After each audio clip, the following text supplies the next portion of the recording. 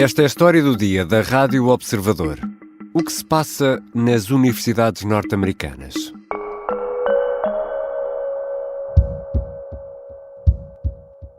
Let's be clear about this as well. There should be no place on any campus, no place in America for anti-Semitism or threats of violence against Jewish students. O presidente dos Estados Unidos diz que não vai tolerar o discurso de ódio. Joe Biden falava esta quinta-feira depois da intervenção da polícia que desfez um acampamento de protesto na Universidade da Califórnia, em Los Angeles. Milhares de alunos, por todo o país, têm participado em manifestações e ocupações em dezenas de campos universitários. São protestos a favor da Palestina e contra Israel, e, em alguns casos, também contra judeus. Protestos violentos que apontam para alguma confusão de conceitos e que estão a provocar também um debate sobre a liberdade de expressão. É sobre tudo isto que vou conversar com Nuno Amaral Jerónimo, vice-presidente do Departamento de Sociologia da Universidade da Beira Interior e também investigador do LabCom, que analisa o impacto do mundo digital nas nossas vidas. Eu sou Ricardo Conceição e esta é a História do Dia, de sexta-feira, 3 de maio.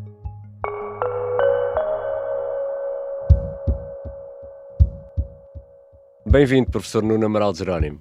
Olá, Ricardo. Ajude-nos aqui a compreender um bocadinho melhor o que é que se está a passar em dezenas de universidades norte-americanas. Que protestos são estes, afinal?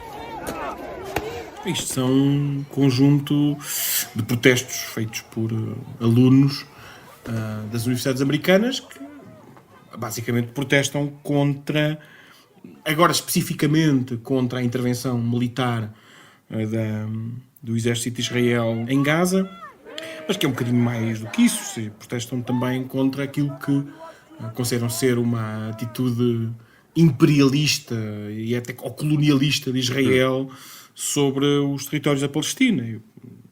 Isso será um bocadinho, sim, num fresco geral.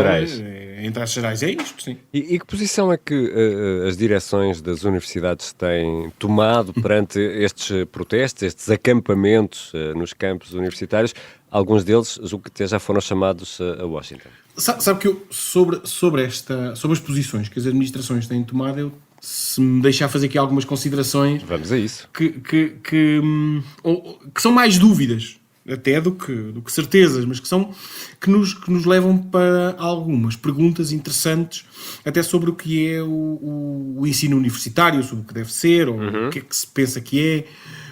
Eu punha, em primeiro lugar, algumas dessas universidades, não diria todas, porque também tem havido alguma clivagem entre as universidades americanas, entre qual é o objetivo, quais são os pressupostos do que deve alcançar, do que deve atingir o ensino superior, mas tem havido alguma clivagem nas universidades americanas sobre o propósito das universidades. Elas devem ser para ensinar teoria, ciência, técnica, ou devem ser para formar cidadãos conscientes. Portanto, há também... Para os despertar para a vida e para a ciência. Exatamente. E uma ideia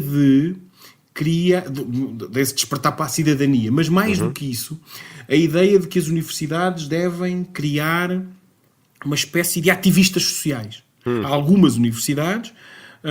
tinham, eu lembro-me, por exemplo, a Universidade de Brown tinha era quase esse propósito, estava inscrito, que era a ideia de criar pessoas com consciência social. Mais do que ensinar-lhes ciência e técnica, era ensinar-lhes estes propósitos. Algumas universidades estão a colher o que semearam, criam alunos ativistas, têm alunos ativistas, ou queriam criar cidadãos ativistas, lá os têm. Exatamente, era essa a pergunta que tinha para fazer. No fundo, fomentaram isto?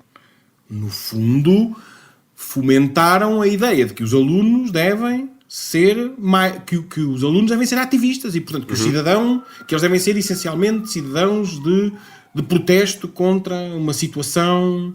E como nós sabemos que as universidades, sabemos porque isto são dados concretos, ou seja, dados estatísticos pelas universidades das Ivy League, que quando perguntam aos seus professores se eles são mais democratas ou republicanos, ou se quiser, mais progressistas ou mais conservadores, os dados mostram que os professores com inclinações democratas ou progressistas ultrapassam os 80%.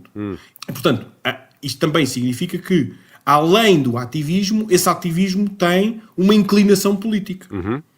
E, portanto, eu diria que aquilo que o Ricardo disse que é verdade. Ou seja, as universidades poderão estar agora a colher aquilo que durante algum tempo incitaram os alunos, mas que os corpos docentes, os professores dessas universidades, partilham. E nós sabemos que em algumas dessas universidades os professores estão do lado dos alunos, do lado dos protestos. Alguns professores têm faltado às aulas porque concordam com os protestos. E, portanto, no fundo, são as administrações contra professores e alunos. E isso bate aqui também num ponto que há uma luta política aqui também entre republicanos e democratas, e estamos em ano de eleições presidenciais dos Estados Unidos. Isso. Sim, e isso é muito interessante ver como é que isso vai desenrolar e como é que a percepção dos eleitores de cada um dos lados vai acompanhando isso, até no papel que as universidades têm.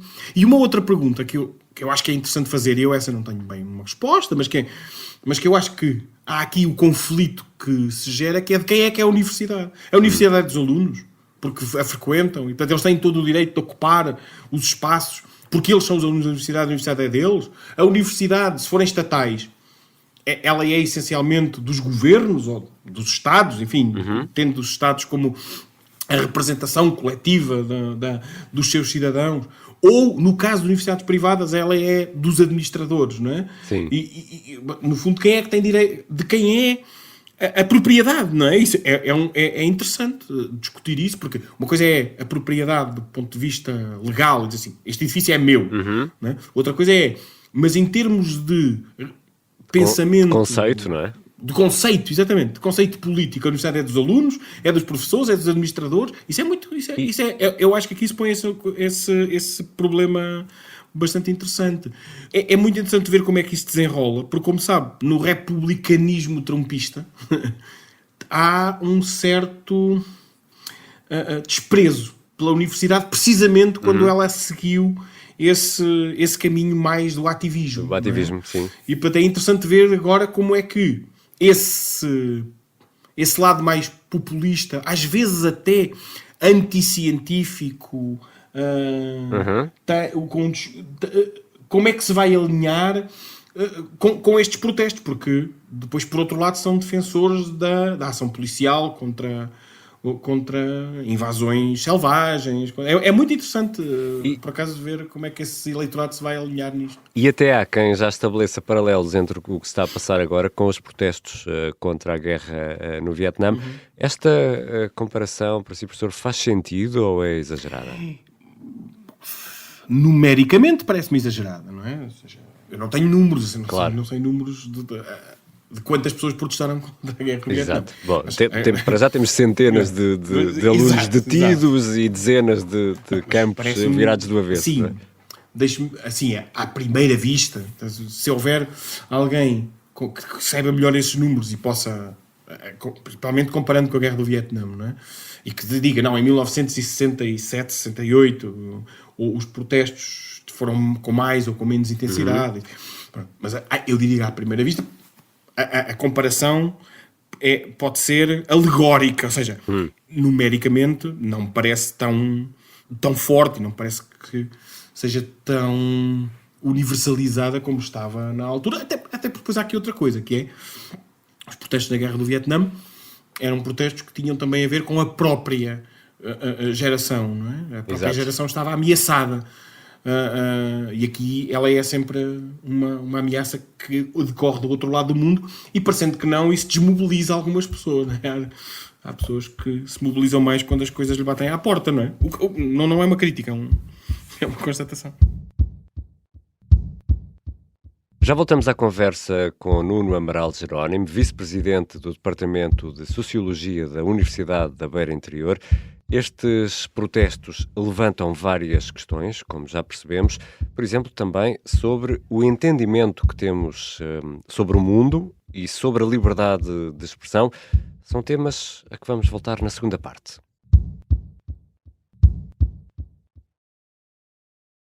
Estamos de regresso à conversa com Nuno Amaral Jerónimo, vice-presidente do Departamento de Sociologia e investigador também na Universidade da Beira Interior. Professor, estamos a assistir àquilo que pode ser uma confusão entre o que é a defesa de um cessar-fogo, a defesa de um caminho para a paz e o antissemitismo, ou um sentimento anti-Israel. Parece que se procura aqui, por vezes, nestes protestos, alguma justificação para as ações terroristas do Hamas de 7 de outubro. Há aqui uma confusão de conceitos? Para já, ela deriva de uma certa complexidade da própria situação, não é? E às vezes até de um desconhecimento. Eu não sei se lembra daquele professor de Harvard que se lembrou de perguntar aos alunos que protestavam se eles sabiam o que é que estavam a dizer. E ele usou só aquela frase do rio até ao mar.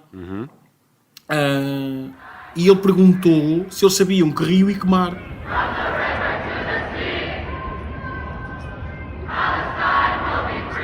E mais de 50% dos alunos não sabiam nem que rio nem que mar. E mais de 50% não sabia que dizer do rio até ao mar a Palestina será livre. Eles não percebiam que isso implicava o desaparecimento do Estado de Israel. Eu tenho... Não quer dizer que não haja sentimentos de antissemitismo, antijudaísmo em algumas pessoas, dos alunos que estão a protestar. Não consigo saber isso, não é? Mas... Porque a certa altura houve alguns judeus foram atacados por serem judeus, não é? Isso. Mas isso é uma outra coisa, que é uma confusão também que existe entre ser-se, por exemplo, judeu-americano e ser-se até apoiante do Estado de Israel, ou ser-se judeu em Israel e judeu nos Estados Unidos.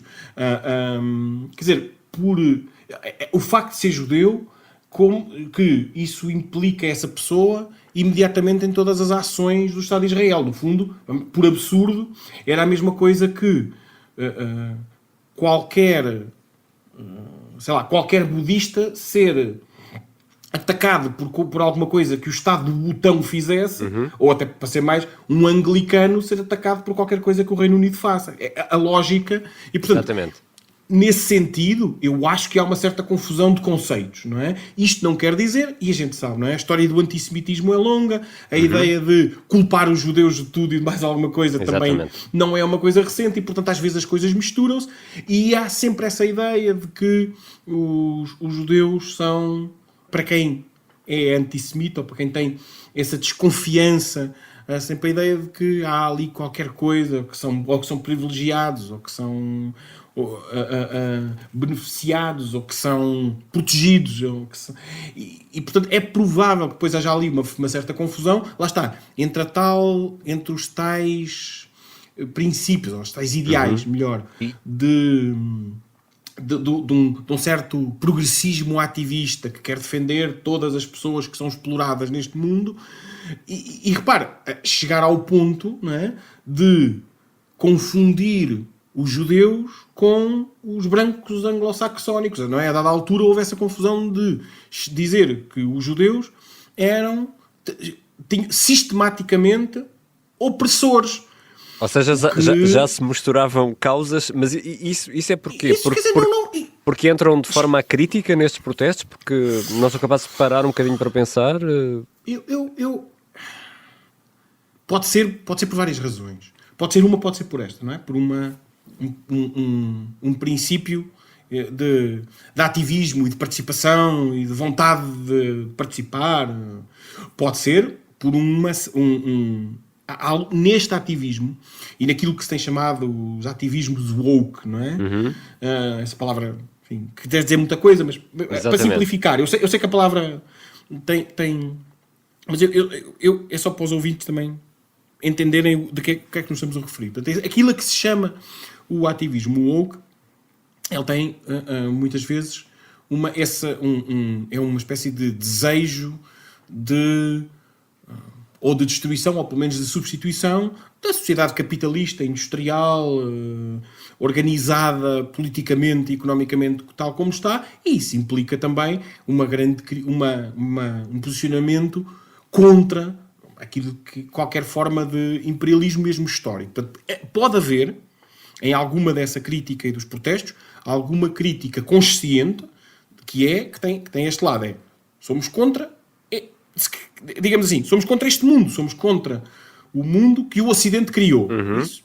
Outra parte poderá ser aquilo que eu há bocado disse, que o professor da Harvard descobriu, que pode ser mero desconhecimento e de não entender todas as camadas, que eu vou confessar, aqui estou eu a falar aqui, vou confessar que às vezes tenho dificuldade de entender todas as camadas e subcamadas que este problema entre Israel e a Palestina, o Médio Oriente, mas depois todas as implicações que isso tem e todas as repercussões que isso tem na política e no discurso político a nível mundial, são camadas muito complexas e, portanto, mesmo quem estuda isso tem alguma dificuldade em compreender todos os detalhes, quanto mais um aluno universitário que está a aprender, que pode não ter aprendido História do Médio Oriente, pode não ter aprendido História da Europa, não é? Porque dizer que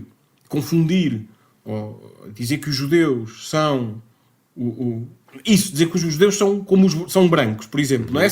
Pondo essa categoria muito simples de os brancos e os outros, e dizer que os judeus são brancos é não saber nada de história da Europa, nada, absolutamente nada, não é? Por exemplo.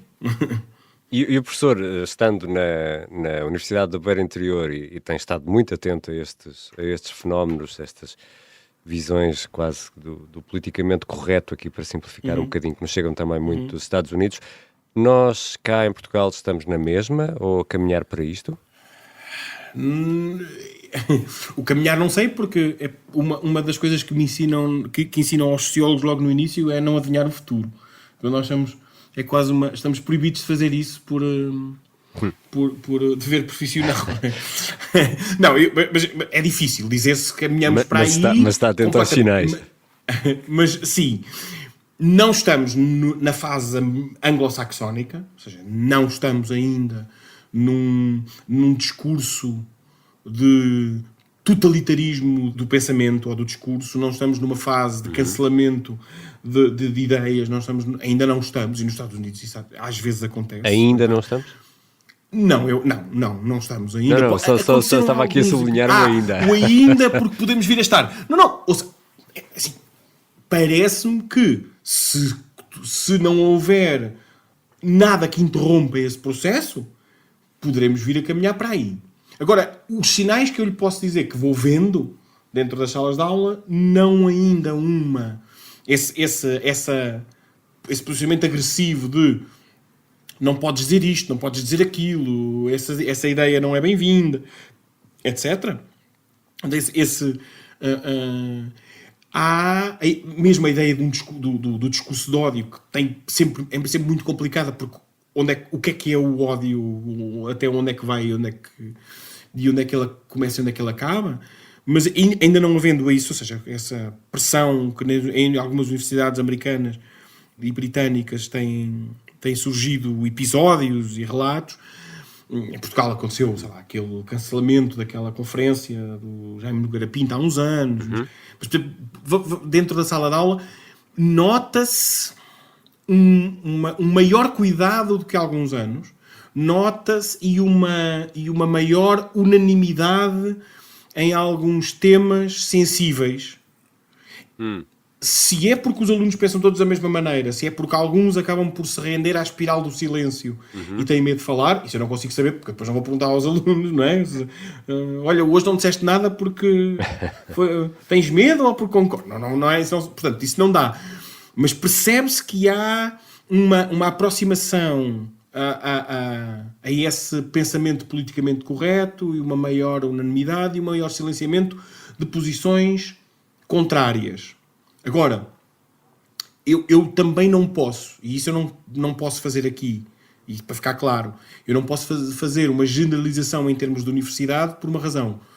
Como eu dou aulas especificamente dentro da área das ciências sociais, isso pode-se notar os alunos das ciências sociais podem também estar mais predispostos para uma inclinação de pensar dessa forma, que depois possa não se verificar noutras áreas, que eu não tenho maneira nenhuma de verificar. Às vezes a gente em conversa vai falando, mas não é... Quer dizer, isso é uma coisa que eu verifico quase organicamente, não é? Claro. E, portanto, mas não estamos, nem de longe, parecido com universidades. A Universidade de Stanford, eu sei que não é exatamente o tema, mas ajuda a perceber algumas coisas que vão passando. A Universidade de Stanford não tem a ver exatamente com o caso de Israel e da Palestina e com estes protestos, mas tem a ver com a forma como a ideia de criar os tais espaços seguros, aquilo que eles chamam os safe spaces, não é? Os espaços seguros para alunos, criaram, por exemplo, umas aulas de seminário, que são umas aulas onde os alunos debatem os temas, depois com uma espécie de um professor assistente, depois da aula teórica, digamos assim, não é? Eles criaram seminários onde os alunos brancos são convidados a não participar. A não participar. A não participar. Bom, pronto, só para lhe dizer que quer dizer, estamos ainda bastante longe disto, não é? Entretanto, precisamente nos Estados Unidos, Washington defende a reposição da ordem, mas também defende o estreitar da baliza em relação às críticas que são feitas a Israel. Ora, todos nós, e penso que isto será mais ou menos consensual, temos visto um comportamento por parte de Israel que podemos considerar condenável do ponto de vista humanitário. Devemos poder dizer isto sem sermos acusados de antissemitismo, mas estamos aqui de ambos os lados, no fundo um bocadinho a perder a noção de que uma coisa é uma coisa e outra coisa é outra coisa. O discurso está completamente extremado de ambos os lados. Sim, e esse é o problema depois com a tal ideia que falou antes do intervalo, não é? Que é da liberdade de expressão e o que isto tem, a implicação que isto tem para a liberdade de expressão. Exatamente.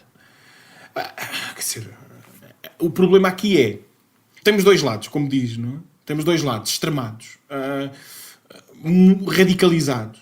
E neste momento, cada um acha que o que o outro diz é discurso de ódio. E cada um acha que aquilo que ele diz deve ser abrangido pela liberdade de expressão, aquilo que o outro diz é discurso de ódio. E portanto, aqui é muito difícil nos entendermos. A única solução é um entendimento maximalista sobre a liberdade de expressão. E nesse sentido, se alguém disser Israel é um Estado criminoso, tem que ter o direito de o dizer, mesmo que eu não concorde com isso. Aliás, para mim até esse o princípio da liberdade de expressão. Exatamente. É as pessoas de poderem dizer as coisas com as quais eu não concordo. São liberdade de E expressão. mesmo que seja uma parvoíce, não é? É uma idiotice. Mesmo que seja uma parvoíce, quer dizer, não é esse o... Se alguém disser, repare, dizer, eu acho que o Estado de Israel não deve existir. Eu posso dizer, eu acho que o Estado de São Marino não deve existir, peço desculpa aos samarinenses, eu acho que o Estado... Ou próprio dizer, bem, eu acho que Portugal não devia existir porque isto devia ser tudo uma península ibérica, como defendiam até alguns portugueses ilustres no início do século XX, sei lá. Havia vários iberistas por cá. Portanto, é possível dizer isto? Eu acho que deve ser, não é? Outra coisa é dizer, eu acho que os judeus deviam ser todos mortos. E depois isto aqui já é um bocadinho mais, porque dizer isto, por exemplo, quando há alunos judeus numa sala, isto já pode ser considerado incitamento à violência, não é? Claro. Aqui eu acho que a baliza legal aí tem essa... Eu acho que os Estados Unidos têm também essa baliza legal bastante bem definida. Agora, a defesa da extinção de um Estado, quer dizer, extinção no sentido de aquilo devia ser tudo... Isso é uma opinião política que eu acho que deve ser defensável. Como cada um vê o outro lado como o discurso de ódio. Agora, que há, mesmo com a liberdade de expressão, e eu acho que essa liberdade de expressão deve poder ser usada, mas a ideia de que há um antissemitismo que tem afetado os judeus na Europa e nos Estados Unidos com alguns ataques, como em Portugal também houve, não é? Alguns ataques à sinagoga, a casas dos judeus. Quer dizer, voltamos à mesma conversa. Essas pessoas são culpadas de quê exatamente? É porque nem sequer, muitas vezes, não são sequer cidadãos israelitas. São judeus. Portanto, é a tal ideia também de confundir religião com o Estado, e o tal problema dos Estados serem étnicos, dos Estados serem cidadãos, e é sempre a mesma... E isso gera também muitas confusões, não é? Neste momento, não é? Eu vejo com dificuldade o diálogo entre estes dois mundos. Quer no mundo... Eu começo a temer que em Portugal isso também já vá começando a acontecer, e que a Europa e Portugal sigam esse caminho, em que os dois lados já não se entendem, e por isso aquela posição moderada em que clássica se calhar até depois da Segunda Guerra Mundial, em que a Europa e se calhar o Ocidente até se notabilizou de nós podemos ter opiniões políticas diferentes sobre a organização do Estado, sobre a propriedade pública e privada, sobre mais ou menos impostos. Havia um conjunto de coisas que eram comuns, não digo sagradas do ponto de vista cívico, não é? Haviam algumas coisas que eram partilhadas por todos e por uma espécie de coisa que posso chamar um centro moderado, que ocupava um grande espaço do pensamento político ocidental, mas que tinha um chão comum, que era a liberdade, que era a democracia, e hoje essas pessoas afastaram-se, deixaram ali um buraco no meio e olham umas para as outras já não como pessoas que têm um pensamento diferente, mas como inimigos da pátria, do mundo, de si mesma. E isso é muito preocupante, porque onde é que isso vai levar? Depois é mais complicado, não é? Obrigado, professor Nuno Amaral Jerónimo. Obrigado eu pelo convite. Nuno Amaral Jerónimo é vice-presidente do Departamento de Sociologia da Universidade da Beira Interior. É investigador do LabCom, que analisa o impacto do mundo digital nas nossas vidas. Esta foi a história do dia. Os sons que ouvimos neste episódio foram retirados do X. A sonoplastia é do Diogo Casinha, a música do genérico do João Ribeiro. Eu sou o Ricardo Conceição. Até segunda. Bom fim de semana.